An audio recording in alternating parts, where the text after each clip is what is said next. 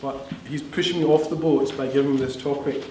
It's quite a difficult topic, and I was thinking of how to actually cover the issue itself. It's quite a difficult discussion to have, but what I'm going to do is probably approach it in a way that you're probably not expecting me to approach it. I'm going to look at the issue of war and peace and religious violence, but also touch upon the issue of jihad itself, the word, because a lot of people don't know what the word actually means. I was on a train about 3 or 4 months ago to Manchester, and I was engaging in a conversation with somebody from Preston, and he asked me if I was a jihad. So I don't know whether he felt that I was a jihadi or whether he felt that Islam is synonymous to jihad. But it was an interesting conversation. He was a nice person. So a lot of people don't actually know what jihad actually means. My topic is not actually to tell you what jihad is, or even tell you that Islam is a peaceful religion. And I want to actually challenge the Muslims in the audience as well to rethink the whole issue of jihad itself, because there's 2 parts to this talk. One is Muhammad, the Messenger of God, the Prophet ﷺ, his war and peace. In other words, his engagement with this idea of war and peace. But also I'll be looking at arguing jihad in the modern age, which is a separate topic, which is for Muslims a very important topic, because I think in a lot of senses they don't actually engage with a mature discussion on what jihad actually means in this day and age, what it can mean in the future, and how it relates to our lives today. So I'm not going to be kind of doing the usual kind of discussions about Islam being a religion of peace. I think there's a lot of people that have done that, and I think there's not much mileage in that approach because of what I'll be talking about today, because violence in terms of human nature is part and parcel of human nature. One of the things that humans have to juggle with is the fact that we do have this capacity to inflict pain and violence on other people, and to hone that in and to pull that in is actually one of the greatest tasks of a human being. So in terms of jihad and modern discourse on Islam, it's actually very interesting that modern discourse on Islam is always about jihad. As Muslims we know this, and sometimes non-Muslims, if they have Muslim friends, they will kind of realize that this is actually the case. That Muslims always feel that they are being securitized. In other words, always seen as a security threat. I mean, I was on the Virgin trains down from Glasgow, and probably nobody else picked up on this, but there's kind of announcement that if you see anything suspicious or somebody acting X, Y, and Z, then please alert a member of staff. That refers to me, and I kind of think who else can I refer to but from somebody from Glasgow going down to Birmingham to give a talk on jihad. As Scots, we never wear our kilts unless we're going in jihad, so obviously I don't have my kilt on today. But it's interesting, religion and the public sphere has a kind of a legacy before this discussion on jihad itself, because religion has always been seen as being the enemy of the secular state, but also it has been complicit or seen to be complicit in violence in and of itself. The secular state has come into being, as the story goes, to actually mitigate the use of religious violence in the public sphere. So I'll give you this quote. The secular was a way of living with the religious differences that had produced so much horror, talking about the religious wars in the 16th and 17th century. Under secularity, political entities have a warrant to make decisions independent from the need to enforce particular versions of religious orthodoxy. In other words, Catholic, Protestant, Sunni, Shia, there's somebody that arbitrates between all these different factions and gives you a clear objective view. Thus, one of the important goals of the secular, to create a secular state, is to limit violence. Now, if you're going to think about jihad, you have to always think about it in this context, that there is a modern context to it, and jihad is seen as being the last manifestation of an insistence by what is seen to be a patriarchal community, the Muslim community, to insist upon religious truth. And this mantra has been pushed out by many individuals. I mean, you probably recognize some of these people. I'll take a couple of them. Mark Jugendsmeyer, I'll start with him. He wrote a book called Terror in the Mind of God. He did research on, some kind of subjective research on the post 9/11 Muslim community, especially people that were incarcerated. And he came up with 2 interesting kind of summary points. One was that religion is a sufficient condition for violence. In other words, economic disparity, political grievance, all these things aren't necessary for violence. It's sufficient, and sufficient in and of itself, that you have a religious affiliation to be prone to some sort of violence.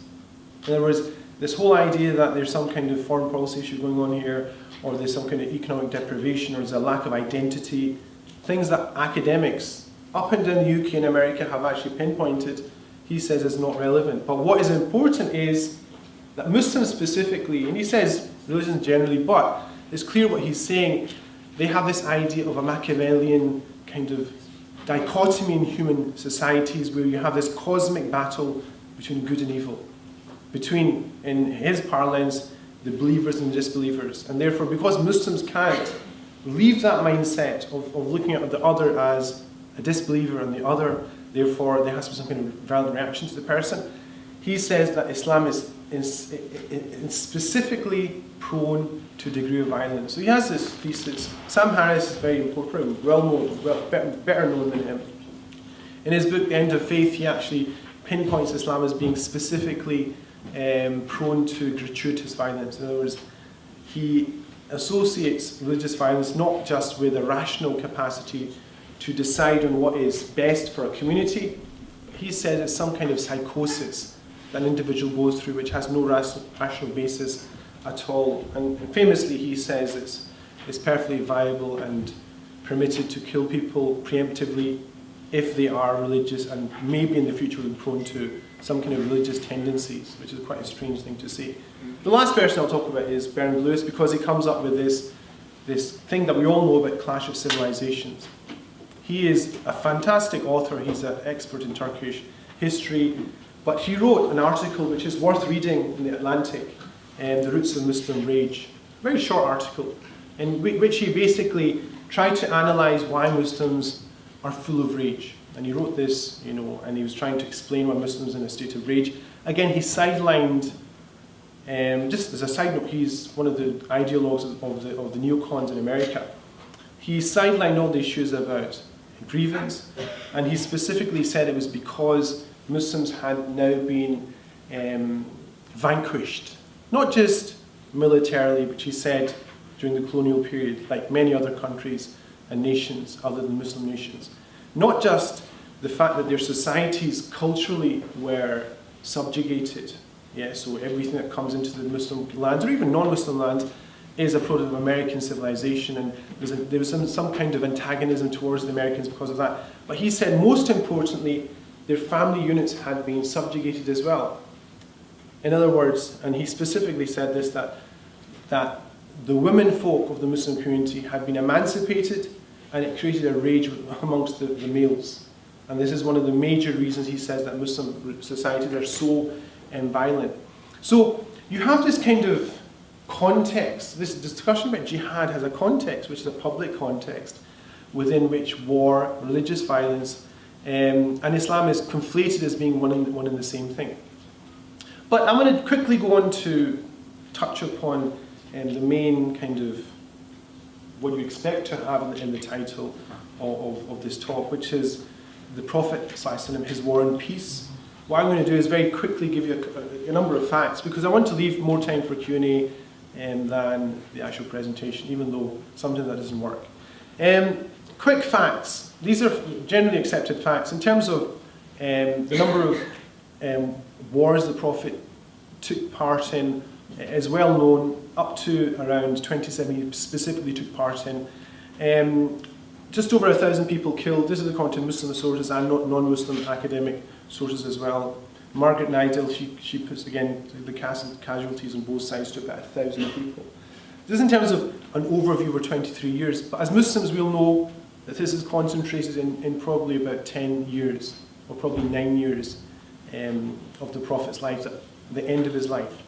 If you look in terms of chronology, if you want to look at the active participation of the Prophet and his community in warfare, you're talking about, remember, 13 years in Mecca. If you're not Muslim, you might not know this, but the Muslims lived in Mecca for about 13 years, persecuted minority, did not engage in any warfare at all, skirmishes by individuals, but on a one-to-one basis. There was nothing there at all until they emigrated to Medina. And the famous idea is that the Prophet, when he was weak, and this is amongst academics, Christian academics specifically, when the Prophet was weak, he didn't engage in warfare. When he moved to Medina, established a city-state in the year 0, for us, the year when he immigrated, that's when he starts to become politically active. That's how the story goes in Western academia. But there's a lot to be said about that being quite superficial. So the first thing he does, in fact, is establish a city-state. As far as we know, this is the first city-state in human civilization, in which the basis of being a civil member of society was not that you're a Muslim, but it was on the fact that you lived in that geographical location of the city itself, the walled city. So you had the Muslims who had emigrated to Medina from Mecca, who were called the Muhajirun. You had the Ansar who had become Muslims, but this is in Medina, the city itself, from Aus and Khazraj, different tribes. You had the Jewish tribes, at least 3 Jewish tribes signatories to this. And you had people that were not affiliated to any specific religion, pagans as well, and a small minority, part of that city-state structure. And the city-state structure was based upon defense. It was based upon not just paying taxes, as we, today we probably think we're a citizen, that means we were in debt when we were born. There was really about defending the city. And that was the basis of the conclusion and the agreement that they came up with.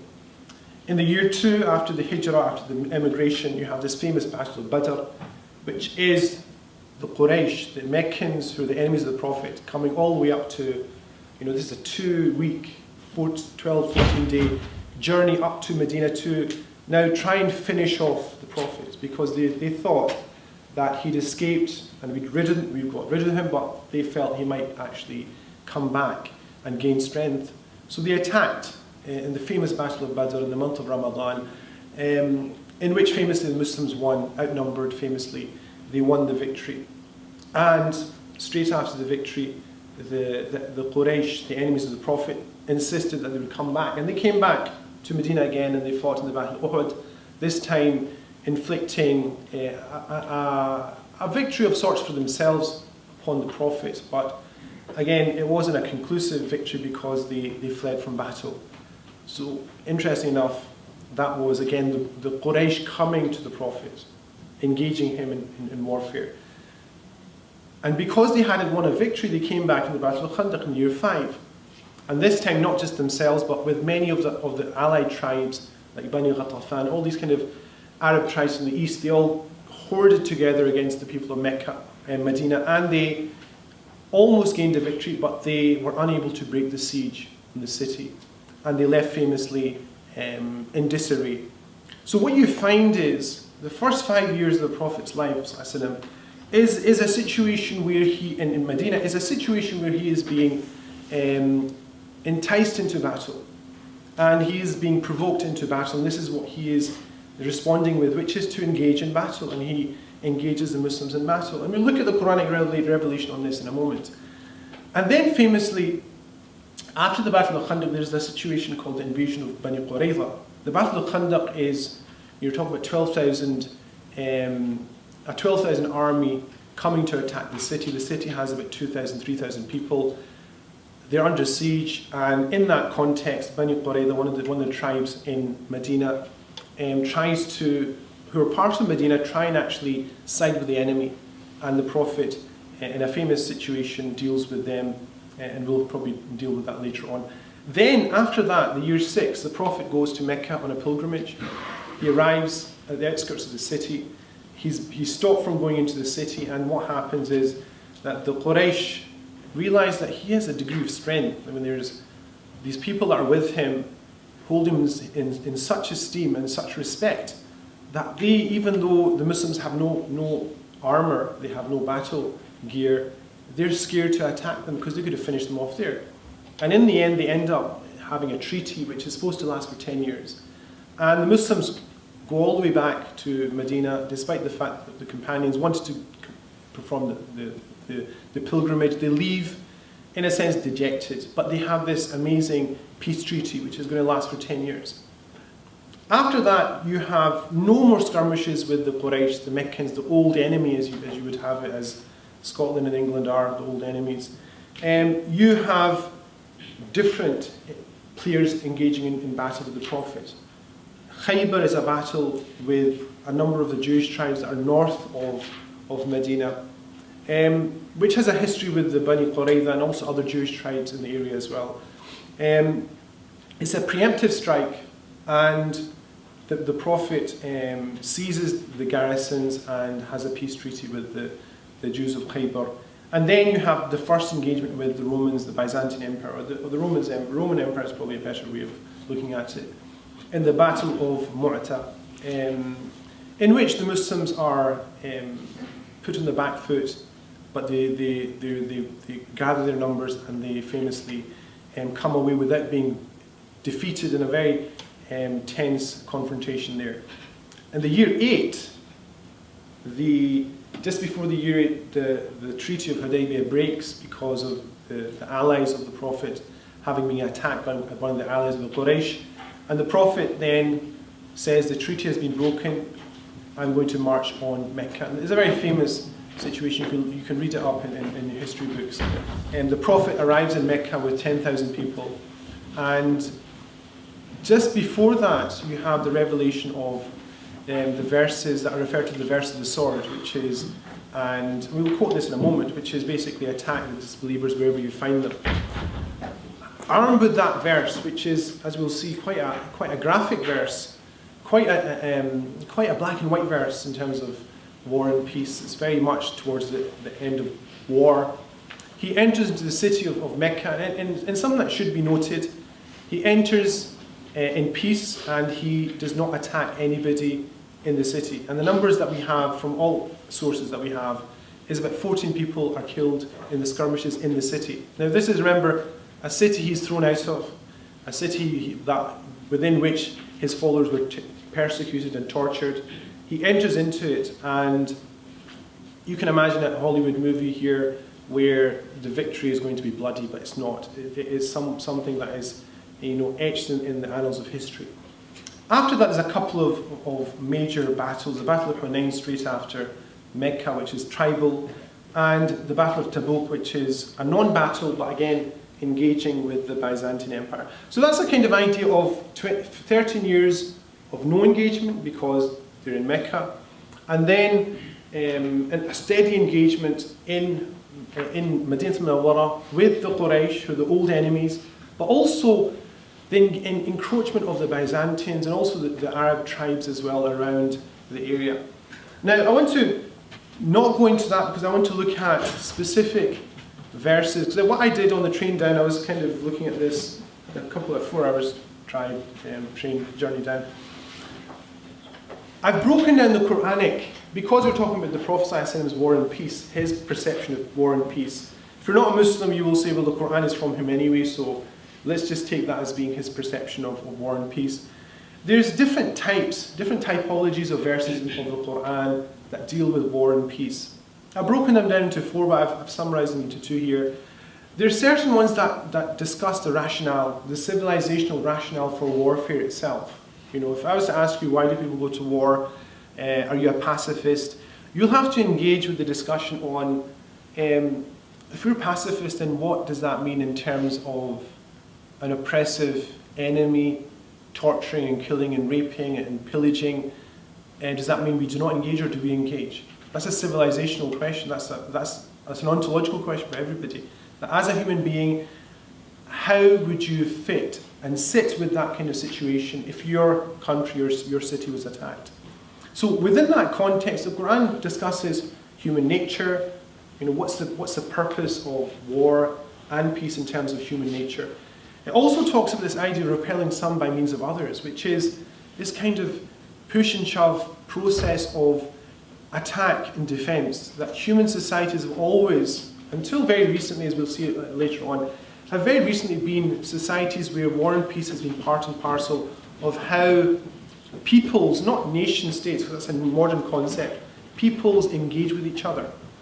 You also have this idea of just war very closely inculcated in the Quranic text as well. So you find this leitmotif of justice and just war. And the last thing is protecting religious freedoms. So in terms of the rationale, there's these kind of themes that I kind of picked out. There's also a whole set of verses, which are probably about 3 or 4, there's not whole sets, 3 or 4 verses, that talk about the operational reality of warfare. In other words, there's one thing me standing here and giving you a talk about war and peace.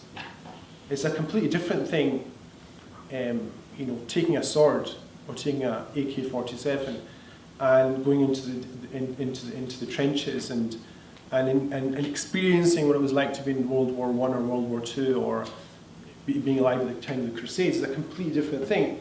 It's a real human, undignified process of taking life. And this is why, all prophets, and we'll touch upon this in a moment, but all prophets abhorred war. Yeah, and if they did engage in it, we'll see that was for a specific reason. So there's a reality to warfare that we're going to have a look at. But I'll just go through a couple of things. But one interesting thing I want to point out just for the Muslim audience is that the discussion about jihad and the use of jihad actually comes into play in Mecca. So our first engagement with jihad as a concept and as a linguistic usage against people that are not of the Muslim faith is in Meccan chapters. And this is one of the most important. لا تطع الكافرين. Do not obey those that disbelieve. وَجَاهِدْهُمْ بِهِ جِهَادًا كَبِيرًا. And struggle with them. And there's something missing in this translation, which I looked at about 4 translations, none of them translate this verse properly, which is one of the big questions about Muslims they have to actually look at, which is, can anyone know Arabic, notice what the mistake is? Like, what does the verse say? وَجَاهِدْهُمْ بِهِ جِهَادًا كَبِيرًا. The translation here, and every single translation I've seen, 4 or 5 I've seen, is and strive against them with the greatest striving. There's something missing there which is important. Any Arabists amongst us going, yeah, bihi, there it is. With what? That literally means with it. What is it? Quran. With the Quran. That's it. I mean, the whole thing about the Quranic text is you can't just leave the most essential part of a verse, because if you don't put that in, it means, roll your fists up, take the sword out and start to strike.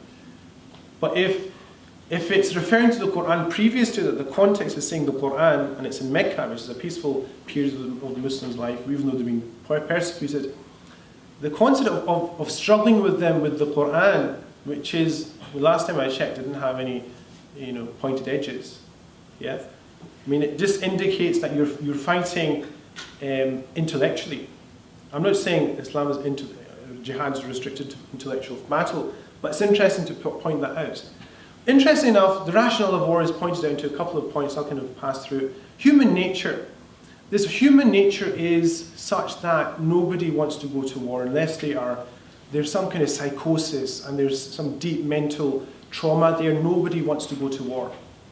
And the Quran points that out, that fighting is ordained for you. This is the first verse that's revealed to the Prophet about fighting. Fighting is ordained for you, even though it's hateful to you. And that's what I wanted to pick up on. That it is hateful. They didn't have to say it, but the Quran is saying it's hateful for you. And it may well be that you hate a thing when within it there's good for you. And it may well be that you love a thing, and within it is bad for you. God knows and you don't know. So it's actually teasing out human nature, which is that humans don't want to fight. All things are equal. No human being who is sane, who is in possession of the faculties, will want to do that. Also, you have this idea of good and evil. And you have the story of David and Goliath, and David slew Goliath, and God bestowed upon him dominion and wisdom and imparted to him knowledge of whatever he willed. And if God had not enabled people to defend themselves against one another, in other words, permitted it and made it something that was humanly inbuilt within your psyche, corruption would surely overwhelm the earth. That's the civilizational justification for the use of some type of violence, whether it's offensive or defensive, for the preservation of some sort of sanity. And also this idea of justice, of not overstepping the mark in terms of what you do, and fighting God's cause against those who wage war against you. In other words, it's the people that wage war against you. And Allah subhanahu wa ta'ala says, وَلَا تَعْتَدُوا, do not overstep the boundary of what they do. In other words, do not be unjust. That's again a civilizational rationale. for warfare as well. And also, interesting enough, one of the first, if not the first verse that was revealed about warfare has within it, inbuilt within its concept, this idea that the war and the use of force is for the protection of religious freedoms, in plural. Which is quite strange, because you're fighting against a group of people who are taking away your freedom, and God says, for if God had not enabled people to defend themselves against each other, monasteries, churches and synagogues and mosques, in all of which God's name is abundantly exalted or extolled, would surely have been destroyed. In other words, this idea of, if you don't repulse an enemy who is about to destroy and restrict people's ability to practice their faith, then you're bringing an end to civilization. And that is, as I said before, that's within the very first revelations of the Quranic text. Now, the other hand is the operational. Operational is the gore, is on the battlefield. What do you do? And you can imagine, if you went to Sandhurst and you went to the training corps of the British Army, what do they teach you to do? They teach you to polish your boots. They teach you to eat your greens. Yeah. They teach you to show respect, but they teach you how to kill. Yeah. They teach you. They're not going to say, well, just don't kill. They're going to teach you how to kill and kill efficiently. And that's every single army that we know. Modern armies are there to do exactly that. And within the Quranic context, in specific narratives of warfare, that is spelt out very clearly. And this is where everybody's eyes goes to. It doesn't go to the civilizational things we talked about, the rationale. It always goes to these types of verses which seem to indicate a blanket permissibility of violence and gratuitous violence. And so when the sacred months are over, slay those who ascribe divinity to aught beside God, wherever you may come upon them, and take them captive and besiege them, and lie in wait for them in every conceivable place. In other words, you're at war. These people, and the context of this is the famous breaking of the Treaty of Hudaybiyah, where the Muslims are told, look, they have broken the treaty and they're going to continue to break the treaty. They're attacking your allies, they will then attack you, you'll be not. Therefore, you have to engage with them as armies engage. And that was something that wasn't within the Muslim psyche. They were, for up until that time, about 17, 18 years, they were considered to be extremely pacifist in terms of defending and only defending. But you also have other verses, which is the famous verse of, called the verse of the sword. Now when you meet in war those that are bent on denying the truth, smite their necks until you overcome them fully. And this will be the famous quote in the Sun, which means, what do you do if you don't strike? And the interesting about scholars here, even when they talk about this verse, when it says strike their necks, the interesting is, all commentators focus on that and say, well, that means that even the process of killing you cannot mutilate. You have to bring an end to the person's life, but not through mutilation and not through torture. So even within that, the leitmotif of mercy that is part and parcel of the Islamic faith is always kept in vogue in the Muslim tradition. Remember, this is all pre-modern. I'm coming to the modern application of this in a moment. But the interesting is, there's two things in just war theory that you probably know but you don't know about. There's kind of the process of when you can go to war and what you can do in war. In terms of when you can go to war, Muslim scholars are almost unanimous in the fact that warfare is based not on the fact that the other is an other in terms of another religious tradition. It's based upon the fact that they are an ostensible threat to you immediately. Yeah, and Ibn Nujaym, he says, the reason for jihad in our view is of them, in other words, the enemy being at war with us. In other words, that's the kind of raison d'etre of warfare itself. As-Sarakhsi as well, he says, some people might say, well, they're disbelievers and that's why you go to war. He says, although disbelief in God is one of the greatest sins, it is between the individual and his God Almighty. And the punishment for this sin is to be postponed to the hereafter. In other words, Muslims are looking at this issue of war and peace from the context of an objective threat to their own existence, not the fact that you don't follow my religion. And the proof of that is historical, because if you go to Syria, you go to Egypt, you'll find Christian communities that were in a majority until the 5th or 6th century after their conquest. Now, how can that work if the narrative is that Muslims arrived in Syria or Egypt and these countries and basically force converted people? You have Muslim scholars complaining on why are we still a minority in Damascus and in Egypt, 6 centuries after we conquered them. The reality is because it didn't force people to come into the religious tradition. But the interesting thing is the process of justice in war is spelt out in prophetic traditions, but I'm not going to touch on them because they're quite clear. I'll touch upon what's later, which is Abu Bakr, the first caliph. He said that instructs you in 10 matters. This is when he was sending out the army to Syria. Do not kill women, do not kill children, the old and infirm. Do not cut down fruit-bearing trees. Do not destroy any town. Do not kill sheep or camels except for the purpose of eating. Do not burn date trees. In other words, this is this idea of not just having justice in terms of the enemy or the land itself, but also animate and inanimate objects as well, to give the land life. And do not steal from the booty. In other words, when you go to war, there's spoils of war, do not steal from that. And also, do not be cowardly. If you were in a Hollywood movie, you would, do not be cowardly would be the headline.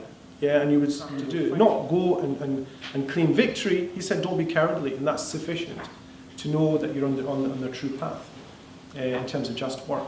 Hassan al-Basri, one of our famous first century scholars, he talked about mutilation, thirst, the killing of women, children, old people, the ones who have no judgment for themselves and no fighters amongst them, the killing of monks, hermits, burning of trees, the killing of animals for other than the welfare of eating, etc., etc. This is engagement within the process of war itself. So what happens in Europe in the early 20th century with the Hague Convention and the Geneva Convention and the Kerlogria conventions, all these things of this being instilled within civilized society has already been not just touched upon, but is central to the Muslim discussion on jihad and warfare. Now I'm going to look at something else, which is jihad is in our context. So the historical thing is one thing. I want to come back to Jugendsmeyer and Sam Harris and all these people, because religious violence is the heading under which jihad is talked about. Muslims don't understand that usually. They just think jihad is non-Muslims hating Muslims and therefore anything to do with them they hate. Their discussion on jihad is a subset of a wider discussion about the rise of the secular nation state and also this idea of religious violence. And to this day, most universities will not have a critical historian who will challenge this idea, but any kind of scrutiny shows that this idea of religious violence being specifically and innately inbuilt within religion is quite false. There's a mantra. The reason for that, William Cavanagh's got a fantastic book on this. If you ever get a chance to read his work, The Myth of Religious Violence, it's worth reading because it is accessible, but it's also very rigorous in terms of its research. The first thing he mentions in terms of religious violence is that it's incoherent, because what is the difference between secular and religious? What is it about religion that makes it innately violent? And he goes through the points that people make, which is that it's absolute, it's divisive, and it builds this kind of dichotomy between us and them. Any secular society, it necessarily has to do the same thing. And if you look at the statistics, as we'll soon see in a moment, that's the case. And the second reason he says religious violence has become such an important mantra in the public sphere that can make anybody be quiet in a discussion is that it's used to create this dichotomy between ourselves and the other. The other are evil, therefore we are good. Whatever we do against the other is good because they are evil. And if you don't realize that that's a stupid argument, it's a stupid argument. Because if you're good because of inherent qualities within yourself.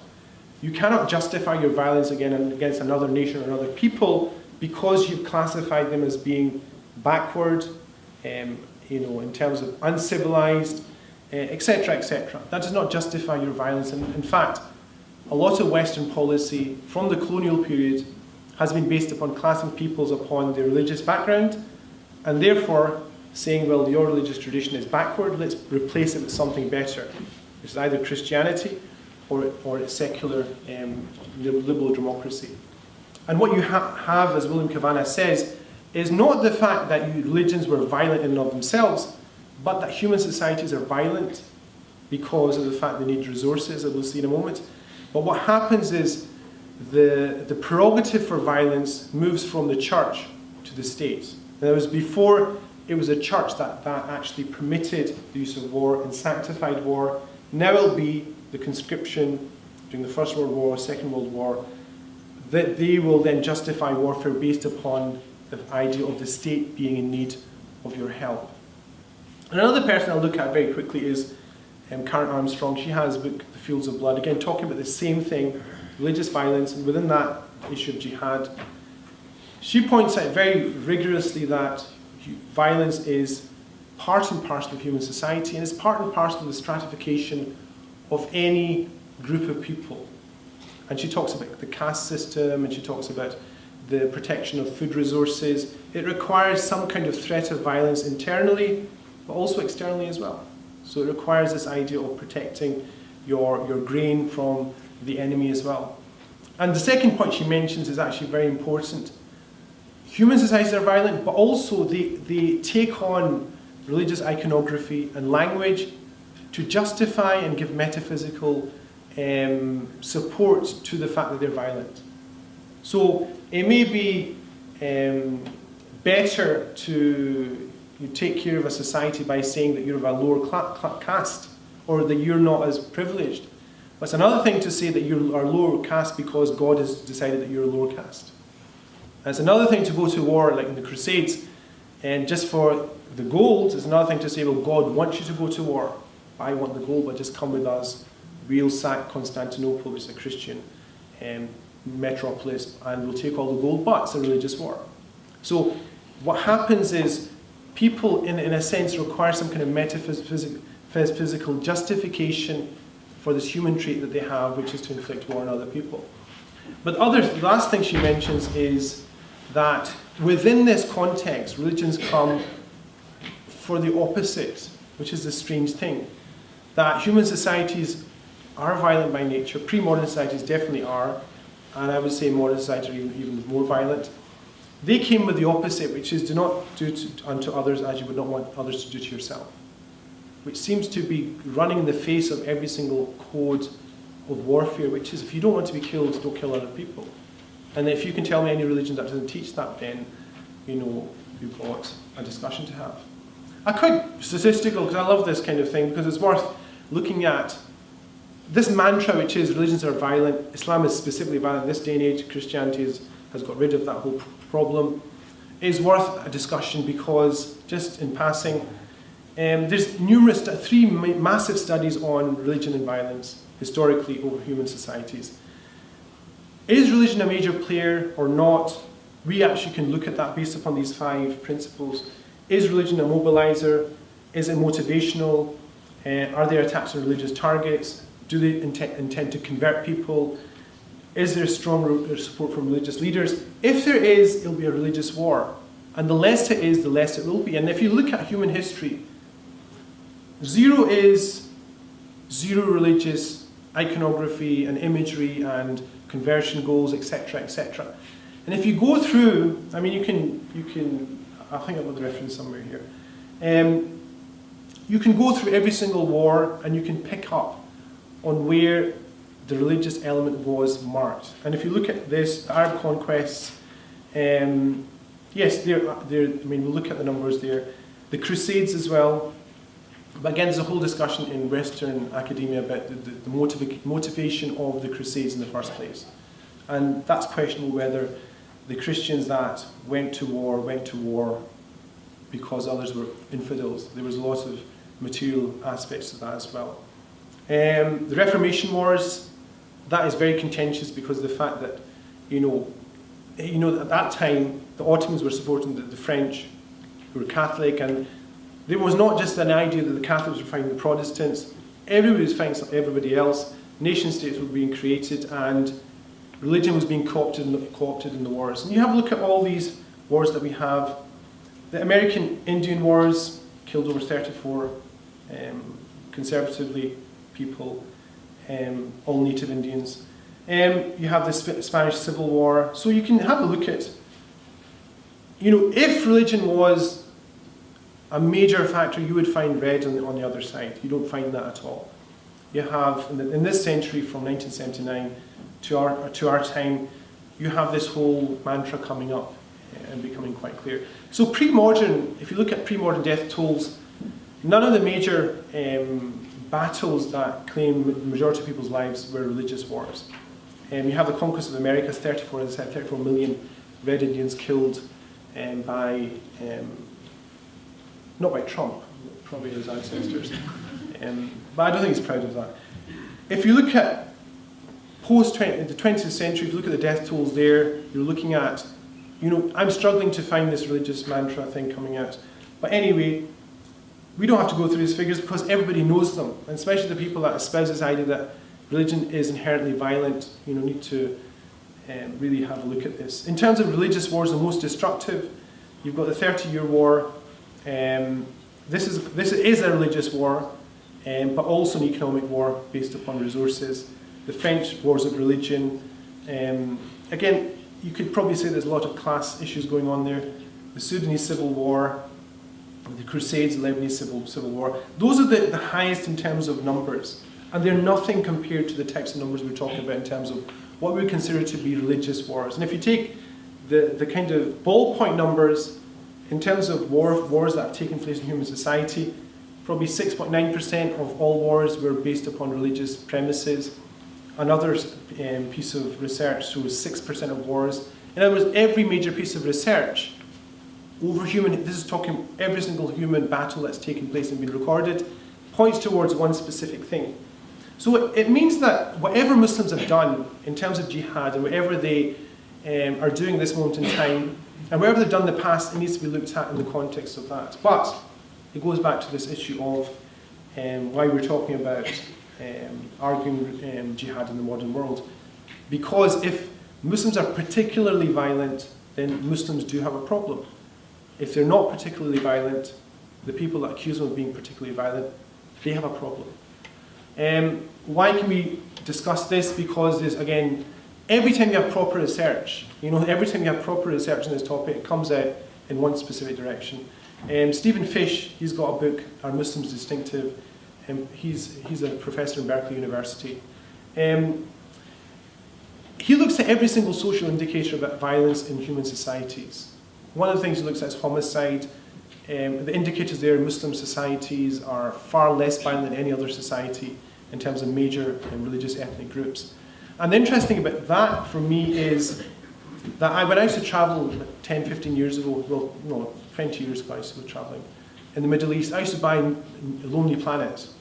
And there was always a section there about security and dangers and all these kind of things. And without exception, every single Muslim country you went to, there's no major problems, you can leave your things wherever you are, there's no threat of violence, etc. So I used to book, travel from border to border without any fear at any time of the day, sleep in the middle of the street. It wasn't any problem at all until very recently. And Fish, what he does is he looks at the propensity to violence, but also he says, well, if there is violence in the Middle East, it's really about turning the tables and seeing if your society went through the same thing, what kind of society would you be living in? I'm in Glasgow, and there was a set of traffic lights which weren't working for about a week. And there were serious fights going on because the traffic light didn't work. There's like 6 traffic lights from different directions, and people came out, and if they had weapons, they would have been massacres. Do you understand? That's just the traffic light doesn't work. Muslim society have been through much worse. You look at foreign policy decisions, you understand what I say. The second point, serious point of research is Robert Pape. He's got a fantastic piece of research, extensive research in Chicago University on suicide bombings. His research, numbers we're talking about is 10,000 records, 2,200 suicide attacks. He's researched and interviewed and checked the motivational principles of every single person that's involved. And he comes down to this idea very clearly that it's nothing to do with religion. That's the person doing the research. So you can have subjective, interview-based research, but you can have research based upon all the instances, and you have to deal with it in some way. So it's not hatred of our freedoms. And I remember I was in Damascus, this is something that happened to me which actually stuck with me. I was in Damascus, I used to buy old books, second-hand books. And I used to like to have them, kind of renovated. So I used to go to this book binder, and he had a young man there who was working. And over about a year, I got to know him quite well. And he was sitting there one day. I went to collect one of my books, and he was watching MTV. He was doing his work, but he was watching MTV, and it was the Cranberries. The Cranberries. And it was one of their later songs, 1993 or something. And he was like humming away, and I was saying, "You don't understand what they're saying, because you're in Damascus, you're an Arab." And he goes, "I do." And I found out that he'd studied English. He'd done a degree in agricultural engineering. He's waiting for his visa to America. So he was waiting for the answer, and he was like humming away to the American stuff. And within about 6 months, he started to change quite a lot. He had his visa rejected, and he started to become quite reclusive, not religious, but reclusive. And it was just after the bombings in London. I went to get one of my books, and I was just discussing things, and he said, "Well, it serves them right." He says, "What do they expect? We have half of Iraq and Damascus now as refugees because of their policies." And after that, within 4 months of that, he had just disappeared. I don't know where he went. Somebody who was extremely Western without being in America, speaking with an American accent, if you wanted to speak in English with him, no concept of religion at all, but there was this spite and hatred based upon other factors. And this is, Robert Pape, he's got 15 to 20 years of research on this topic behind him. And that's actually very important to understand. But I'm going to finish off with arguing jihad in the modern age. This is for Muslims, because Muslims need to actually take stock of some certain things in terms of jihad, in terms of something that's being used. The first thing is, we don't live in a pre-modern society anymore. We don't live in a situation where nation states are amoebic organisms which grow and die, city-states. We live within countries that have defined borders and have treaties within the international structures that we have here. If the Prophet ﷺ was alive today, he would engage with that process. And anyone who thinks that he wouldn't, you need to study Seerah again, because the Prophet always engaged in discussions on what would precipitate peace. So you have the Hague statutes, Kellogg's-Briand in 1928, the Geneva Convention. All these are to do with warfare and also the reasons for war and what you do within warfare. Those have to be part and parcel of any Muslim's discussion on jihad in this day and age. In other words, they cannot live within this pre-modern set situation where jihad is something that your street can do against another street. And the problem with Muslim societies today is that if you go across the Muslim world, because of foreign policy and external machinations, but due to their own decision making, they have decided that jihad is something that is delegated to individuals. And the Prophet never allowed that kind of decision to be delegated to individuals, because you have mayhem. So that's something that Muslims have to engage with. And therefore they have to recalibrate their understanding of jihad in the modern age. And one of the things, my pet peeve in terms of Muslim scholars, is talking about famous Muslim victories and jihad, and this person killed that many people, and this victory, this happened. In what context do you discuss those kind of things? Like, for example, the stories of Khalid ibn Walid, the great warrior, the great companion of the Prophet ﷺ. They were great victories. He was brave, and he was full of valor. But you always have to place even that type of instance within a context. You don't just discuss things within a context within which it makes sense to discuss them. You're living in Birmingham. I don't know what's happening in Birmingham, but if somebody's every day talking about Khalid ibn Walid, there's something happening in Birmingham that I don't know about. You understand? What's the context to it? So Muslims have to, I think you have to engage with your scholars and say, well, what's the point of this? It's not to take away the concept of jihad from a Muslim psyche, but it's to say, how are you engaging with this discussion today? And is jihad necessarily something that's for individuals, or is it for state actors? And the last thing is that thing of non-state actors. The rhetoric of jihad, that is constant within the community. It needs to be understood properly, not diffused but understood. The last thing I think Muslims, in terms of jihad, need to look at is they have to seriously think, in terms of warfare and violence and gratuitous violence on a nation-state level, what would the Prophet ﷺ do and engage with in terms of militarism? In other words, this whole industry of creating weapons of mass destruction and gratuitous instruments that torture. Would he stand up and insist on it being outlawed, or would he just say, yes, as long as you get the people employed to create these things, that's fine. As long as the GDP is rising, doesn't make any difference. I think for Muslims now, because they have an ethical tradition, they should be as vocal as some people are in jihad on this idea of opposing this whole military establishment that the world is going through. It's one of the largest grossing industries on the face of this planet, and it is the one that has to be outlawed in the most swiftest manner. And that is part of jihad. Because remember, the Prophet ﷺ, the Hadith of Tirmidhi, the Prophet said that the greatest jihad is the word of truth in front of a tyrant ruler. And there's no greater tyrant ruler that I see than a person that goes around from one country to another trying to sell armaments to other countries so they can kill their neighbours. If you go to Yemen, within which I stayed for a period of time, you will see destruction to a degree that you've never thought of. If you go to Syria, where I stayed for 8 years, you will see something that is beyond description. And all that means that Muslims need to now engage in the fact that you can't just use the rhetoric of jihad and think it's some kind of romantic notion where you have the sunset behind you and you have a sword glistening and you've got sweat pouring from your eyebrows and you're kind of got the Arabian Nights music behind you. That is not what happens, because I know people that have died in war.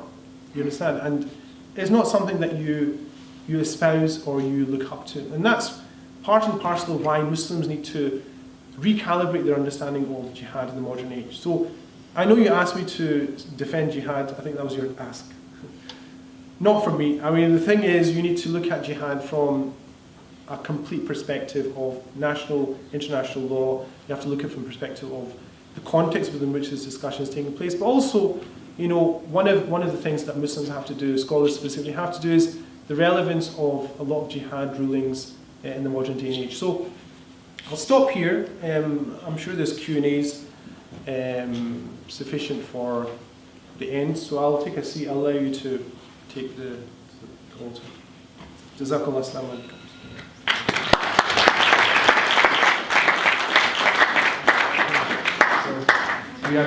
I'll spin the mic to you.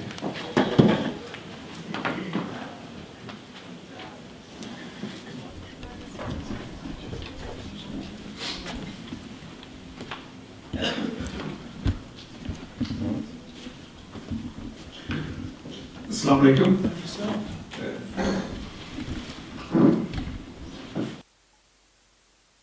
Are you ready? Yes, I'm always ready. I'm from Glasgow, I'm always ready. There is an often quoted, or I should say often misquoted verse of Quran that, like of Tommy Robinson of ABL, like to repeat again and again that Muslims should kill non-Muslims wherever they find them. We know that there are no such thing in Quran which asks Muslims to go and kill non-Muslims. Could you tell us this verse in its proper context? Why was it revealed, the timing of it, and the context? And my second question to you is, why as a Muslim we have failed to articulate the message of Islam and Quran to the people on the street, a man on the street? Okay. So these are the two questions. Okay, I'll start with the second, which is why we failed. I think I imagine that you're talking about in our context today, say in Birmingham, why we failed to articulate it.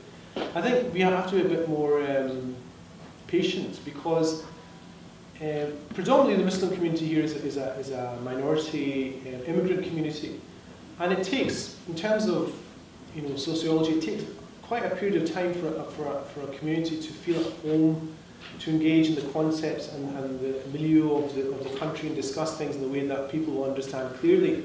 Just to explain something like Islam to a person, it seems simple, but it's not if you don't understand completely the other side, the society within which you live. And I think we have to naturalize ourselves into the mores of this society and understand what makes people tick, to be able to then do that properly. So part of it is naturalizing into society takes time, and you see that from Muslim history.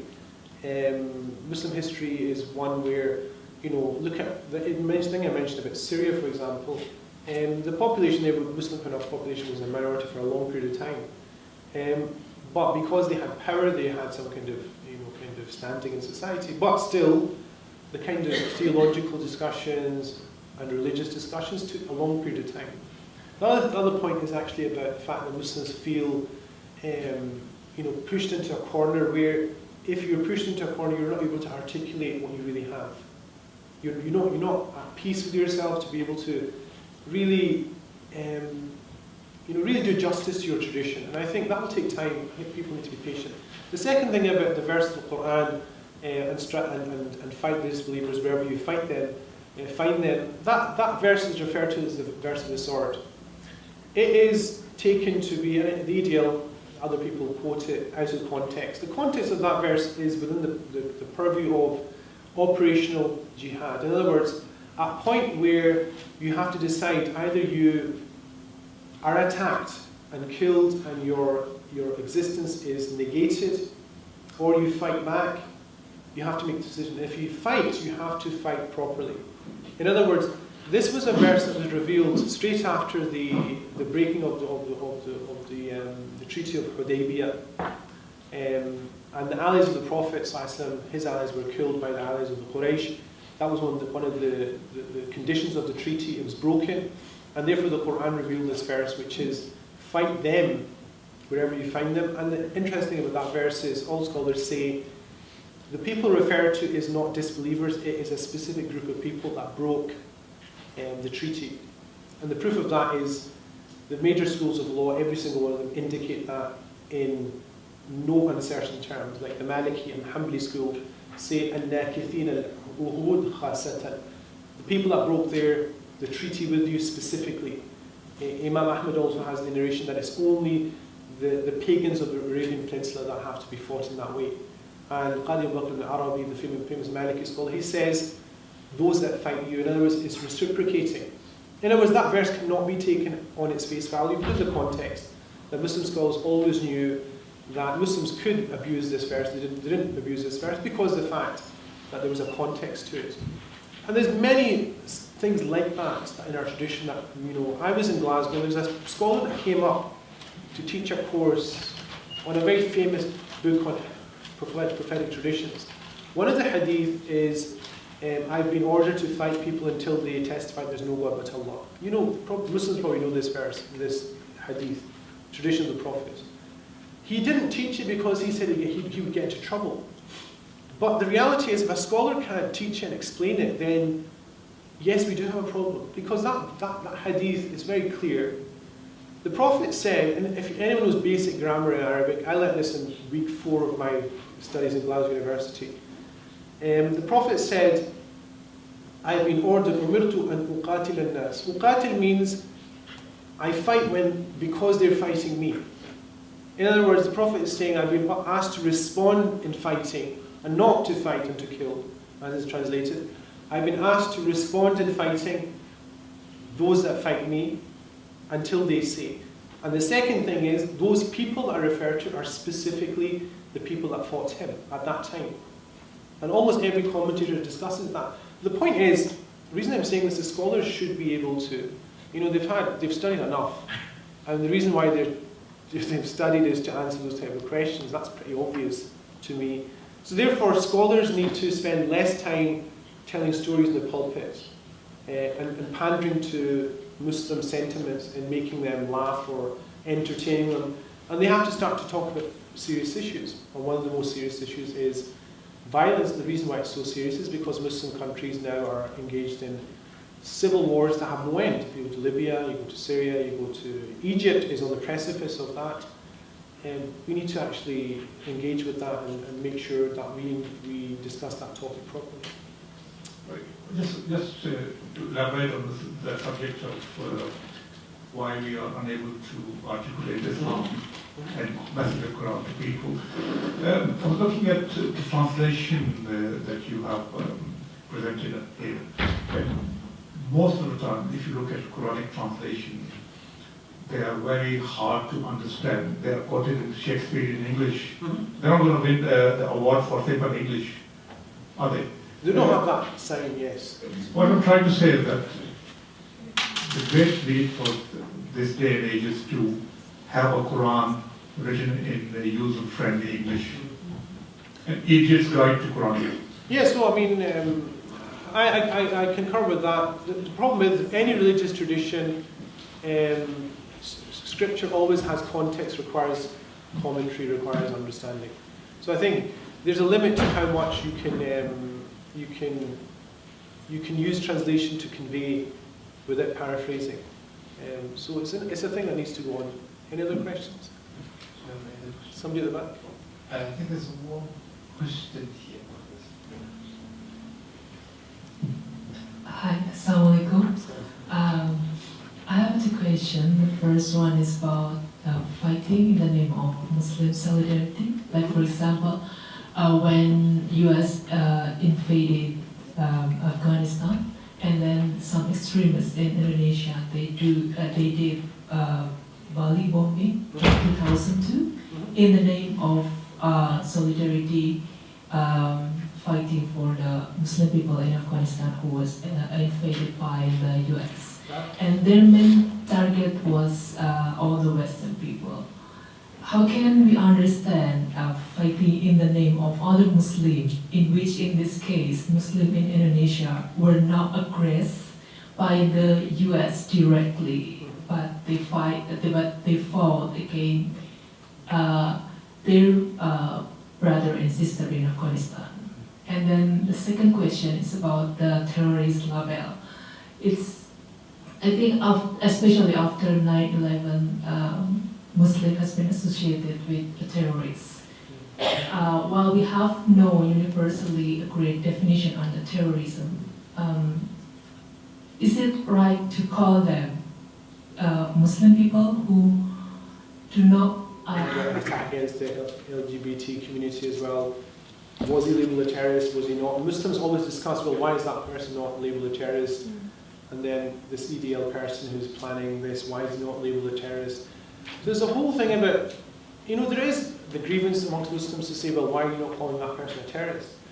I think there's a place and time and place for that kind of discussion. If you're interested in that, that's worth it. But Muslims should look at it from their own ethical tradition and look at an action and say whether it's ethically permitted or not. And if it's ethically non-permitted, then we have to look at the culpability of the person doing it. So Islamic tradition, the legal tradition and the Quranic tradition has a whole discussion about brigandry and people that are non-state actors, the killing of innocents and preemptive actions against non-aggressors. This is all very clearly defined in our classical tradition. In other words, this idea of fighting, if you're fighting, whether somebody calls you a terrorist or not, the fact that you're doing something unethical is sufficient for you to be condemned in different ways. Now, the different ways could be, if you consider it to be permitted to kill innocent people according to your religious tradition, for me, you leave the fold of Islam. So if you say to me that, Janice, she's walking about in somewhere and she's not a Muslim, I'm going to kill her, and Islam permits me to kill her, bye-bye, you're not a Muslim, because what you've done is so well known to be against our tradition, so well known to be against the basic principles of that aspect of law, that you have to leave the fold of the faith.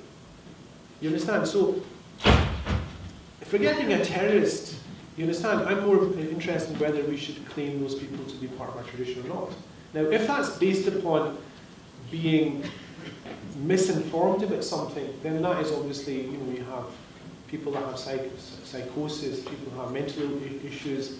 A lot of the research that's done on people that go through suicide bombing missions is trauma in early life, a lack of belonging, and And one of the things that ISIS, for example, used to do is they used to give, and they still probably do, is give people new identities. You know, the fact that you were born, you know, Ahmed, Muhammad Ahmed, for example, they'll give you a new name, Abu Zalzala al-Birminghami. You know, so who's your mom? I have no idea. What's your name? Abu Zalzala. Where are you from? Birmingham. You know, what nationality are you? Muslim. You know, that whole thing of giving new identity means that the person has lost they've forfeited their identity because of a lack of strength of character. And so you have to look at why that's the case. The first question was about fighting in terms of Muslim solidarity. Again, it goes back to the same thing. If what you're doing is impermissible ethically, the killing of innocent people, you can call it, if you want to call it solidarity with Muslims, that just shows a complete lack of understanding of your faith. Simple as that. You know, the people that are doing it, do they have any kind of background in religious training that they can in some way justify this idea of Muslim solidarity? When the Quran, in fact, in the US Congress, there's this verse of the Quran that says, speak the truth even against yourself. The Quranic idea of justice, there's no precept in pre-modern societies about justice stronger than that verse of the Quran, which is speak the truth even if it's against your own selves, meaning your own people. Which means if your own people are doing something that's not permitted, you cannot just justify and defend them just because they're your people, ethnically or religiously. Leave aside doing something that is clearly, as we saw before in terms of just war, Muslim just war theory, completely haram in religious terms, like killing a person that's not involved in any overt action. To the point that even if you're at war with somebody and the soldier leaves the battlefield, you cannot kill the soldier that's left the battlefield and you're a soldier on the battlefield. Do you understand? So Islamic law has things that we should be proud of and we should not forfeit just because we're in a difficult situation. Just because Muslims are in a very difficult situation does not mean that we now throw away the rule book and say, we will act with people and deal with people in the way they deal with us. In other words, if they torture, we'll torture. If they kill innocent, we'll kill innocent. At that moment, you have lost any right for any kind of moral superiority over anybody. Do you understand? And the people that have to make that point clear, the clearest are Muslim scholars. Like, that whole idea of fighting for Muslim solidarity comes from a whole strand of thought which comes from this early Muslim group, the Khawarij, who basically believe that if somebody commits a major wrong action, they become a non-Muslim and therefore you can kill them. That has been such a minority opinion within the Muslim community that even the Prophet, in the hadith of Tirmidhi, he said, and he quoted, or he described them, he said, "Hum khairul khalqi wal khaliqa," they're the worst of humans and animal kind. Those types of people. So if they do that, they're the worst of humans and animals. They're worse than animals. But animals don't do things out of volition, they do it out of nature. So they're the worst of created beings. So we shouldn't be taken in by just because somebody says, well, Muslims are being tortured there, therefore I feel better if I kill somebody here. What's wrong is wrong, and we have rules of war, and we will not alter those rules of war just because historically we feel we're in a difficult situation. You understand? My teachers, one of my teachers, Ala ibn Ata, he was, in fact I remembered him a couple of months ago. I was teaching a book, and at the end of it I'd signed off that I'd finished the book with him.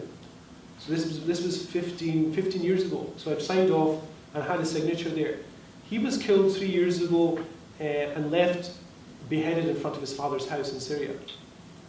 And the thing is, if you don't know what warfare is, and you don't know the effects of warfare, once you open that Pandora's box, you should be very wary of trying to promote, this idea of Muslim solidarity. What Muslim solidarity are you talking about? If it means that your religious tradition and your ethical norms and the name of the Prophet is being disparaged. Because at the end of the day, if you believe in God and you believe in the Prophet, you'll come in front of him, meet him, and he will say, well, what did you do? The famous tradition is, what did you do? He will attempt to give you water, and the angels will say to him, you don't know what they did after you. In other words, they disparage your tradition, disparage your name, etc., etc. Any other We questions? have time for 2 or 3 more. His hand was first.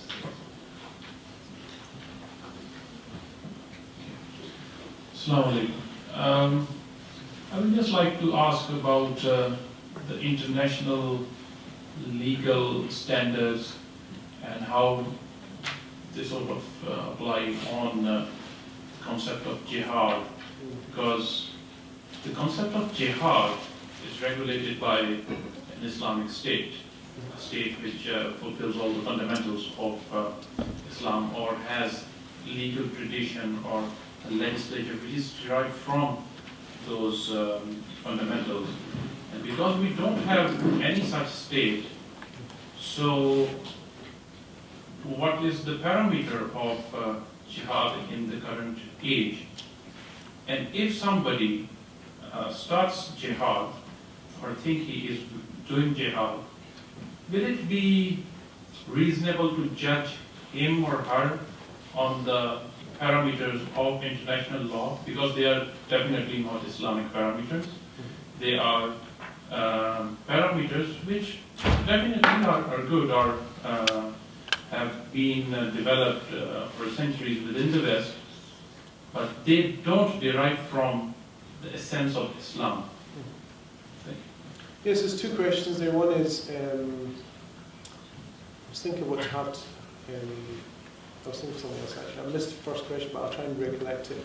So your basic idea in a situation where you don't have an Islamic state, to what degree can we apply the international norms of warfare and the laws of jihad if it's only the Islamic state that can preempt jihad? I take that to be the first question. So basically, in the situation where you don't have an Islamic state, how can you enact or interact with jihad laws when there's no Islamic state and you have international laws in their place which are not Islamic? Yeah, no, basically like what will be the parameter of jihad then? Yeah, so I think the first thing you have to look at is Islam is a pragmatic religion. In other words, the subjective nature of the question, which is there's not an Islamic state, I think that requires a good 4 hours of discussion, but I'll try and summarize it, which is the theory of Islamic state has gone through about 4 phases. So if you're talking about Islamic state, the idea of a state is something that came out of Western polity over the last century and a quarter. The term is not correct. You have to use something that is transferable to pre-modern state, pre-modern peoples. And therefore, if you look at the first formulation of Islamic Khilafah theory, which is Imam Mawardi, his articulation of what a Khilafah is and what a Khalifa is based upon his own context, which is the Buwayhid period, and the Abbasid Khilafah and the weakness of the Buwayhids, who were the warrior class, who were buttressing up the Abbasids. When they became weak, he found the opportunity for the Khalifa, the Abbasid Khalifa, to now be theoretically re-recognized as being the leader of the Muslim community. And therefore he put all these conditions down of being from the family of the Prophet and having things like a shawka, which is power, etc., etc. Now his articulation was 5 centuries into Islamic history. So you have to question yourself and say, what was the idea of Khilafah before that? You've got 5 centuries of no theory of Khilafah, and then you have him. His idea was to restate the power dynamics between warlords, which is the Buwayhids and the previous ones, like the Baramika, and the Abbasids. You go to Imam Ghazali, rahmatullah alayhi, a century later, his formulation of Khilafah is different, because what he's basically saying is, I agree with Mawardi, but if you can franchise these qualities of being a scholar of law and having, handsome is one of the qualities that Mawardi kind of indicated, of being brave, etc., etc. If you can delegate all these to other people, you can still be the kind of Khalifa. In other words, that's also a formulation of Khilafah. If you go to Ibn Taymiyyah, his formulation of Khilafah is different because the Mongols have decimated the Muslim heartlands. There's a period of a couple of years when there's no even a figurehead Khalifa, and therefore his idea is that there's different levels of Khilafah, and then he comes up with this idea of Siyasa Shar'iyya, which is ruling by the Sharia, not by the ruler himself. The reason why he's doing that is because there's no Islamic state in one text, in one context, which means, the reason I'm saying all this, you go to Ibn Khaldun, you go to Shawniullah Dahlawi, the point is, over 1,000 years, this idea of some kind of theoretical Islamic state, it does not exist, but what does exist is the application of Islamic law, and that's where your question is focusing on. In which case, you look at the degree to which any state, in this day and age, has a propensity to apply laws that are derived from the prophetic tradition, the Quranic sources. That requires you then to look into any legislative structure and then look at how much of it derives from the Quran and Sunnah of the Prophet. It requires you to understand the history of the last 200 years of how the Arab states created their legislature. Family law, penal law, statutory law. Look at all those things and tell me which are the issues that are not Sharia based. And what you'll come down to in terms of conclusion is the things that are not applied, which you would probably say should be our penal laws, which are the Hudud ordinances. Now, the reason I'm saying all this is because what I always find is Muslims say, well, it's not Islamic State because it doesn't apply had punishments with penal laws. If you reverse back 1,000 years, you will find that penal laws were not applied for various reasons, because of procedural issues usually, but the point is, if your argument is based on the fact that jihad is redundant and international law is also redundant because none of them have a basis, you have to understand how the Islamic State, as you classify it, developed and this Islamic law was applied. Therefore, as I said, Islamic law is very pragmatic. You take things as they are, and if this is a way of mitigating bloodshed and stopping oppression, and international law does that to a degree, Islamic law would support that. So the point is, okay, if you don't do it, then what happens? So a scholar would not say, well, we need to theoretically establish an Islamic State. They would say, well, if we don't abide by these rules, and you're saying they're not Islamic, I would contest that very clearly. Therefore, what do you take in response? If the response is ongoing insecurity and destabilization, then you have to think, is that at any point condoned in the Islamic philosophical tradition in terms of why is the Sharia, the Islamic law, revealed? And I would contend that one of the basic principles is the establishment of security, because if you don't have security, and I'll just underline this as much as I can, you have nothing. You have no prayer, you have no fasting, you have nothing as a society. If you undermine the basic premise of security, you undermine human society. Okay, so even if you clutch on a straw to create some semblance of security, you have to do it. Okay, and so the theoretical discussion about Islamic State or non-Islamic State is, again, for another day, but I've kind of given you a quick tour of that.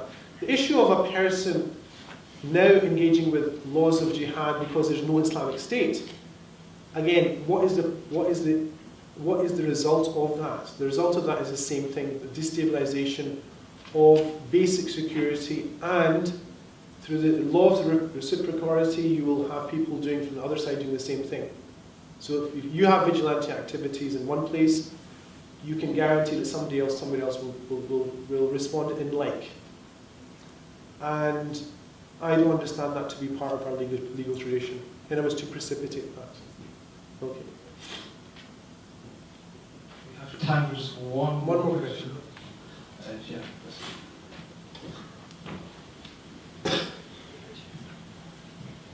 Assalamualaikum warahmatullahi wabarakatuh. I have two questions here. As you mentioned in your presentations, that we can't deny that today condition of the war in the world today is really tight relations to the political sphere and also deployment of military power of some countries which have national interest to some, like Middle East countries.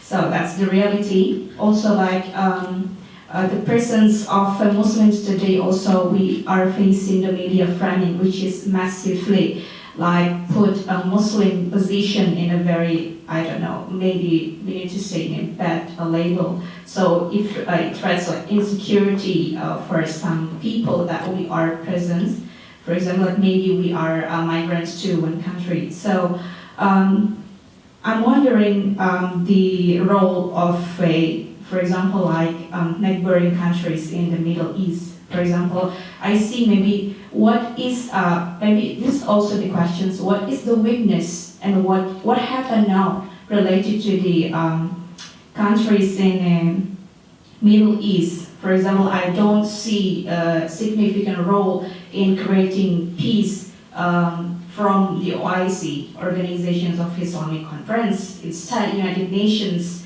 try to, giving more assistance to the war. And it's like, what's going on today with these countries, and what's also going on with the Muslim leaders? I mean, like, what's the weakness of our condition as Muslims today?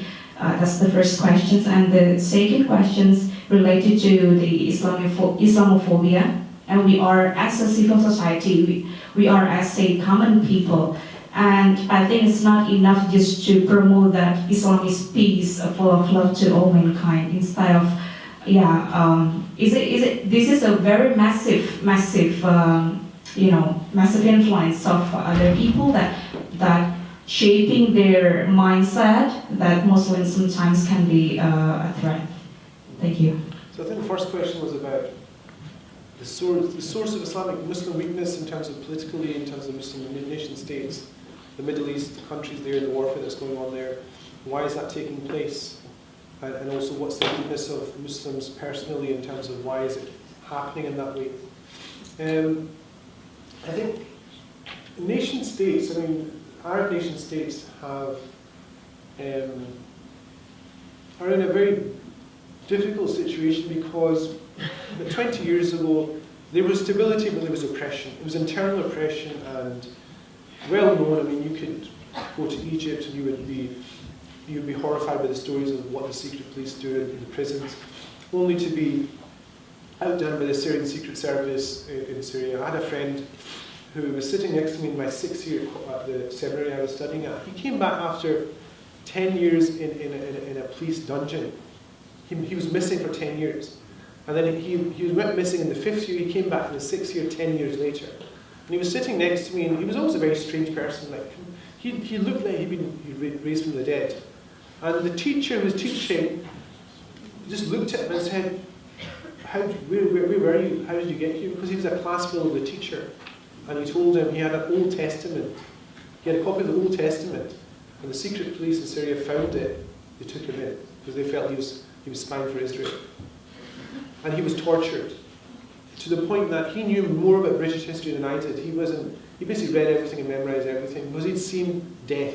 So he realized the value of life. That stability, which was external, was buttressed and underlined by internal oppression. And what's happened is that has continued, but what's happened now is that they've decided to now attack neighbouring states in a situation where they've never done that. It's never been part and parcel of Arab societies that they attack their neighbours in terms of fellow Muslim states. And they've just opened up Pandora's box. Because the basis of Islam is not that strong amongst the political leadership. And therefore what they've done is just created a situation where one war leads to another war, leads to political, tribal, kind of disintegration. It's very difficult to see an end to that. And you just have to take it as it is. The only thing you can do is stop the influx of arms into that region. And that's why I was mentioning, our Prime Minister and other Western leaders insisting on going to these countries and selling as much arms as they can so that they buttress up their own economies with no idea of the consequences on these countries at all. The second question about what's the Muslim weakness, I think the Muslim weakness here is a lack of education. There's not, from my experience of Muslims, their faith is extremely strong, extremely vibrant, but they have no knowledge of their tradition. I could sit here and talk rubbish for the next 2 hours and quote verses out of context, and you would clap when you say mashallah, and I guarantee that because I've done it. In fact, people say I do it. The point is, I know the fact that we have such a superficial level of learning that I can sell you anything. And that's our weakness. Our tradition is based as a knowledge tradition. Even the greatest non-Muslim scholars of Islam consider Islam to be a religion based, or a civilization based on knowledge. Rosenthal, for example, he has his book, Knowledge Triumphant, which is about Muslim civilization, which is all about knowledge. It's the way that you excel in society, it's the way that you, as a society, develop. The Ottomans, the way that the people rose from one state to another in terms of their social strata was through education. We've turned our back on that. And therefore, the faith can be duped, but your intellect cannot be. If you have strong faith, you can misplace that faith. But if you have an ability to think and to scrutinize what people are saying to you, that is the beginning of the response and the resistance against the misapplication of Islamic law. One last question for somebody here. Who's that person there?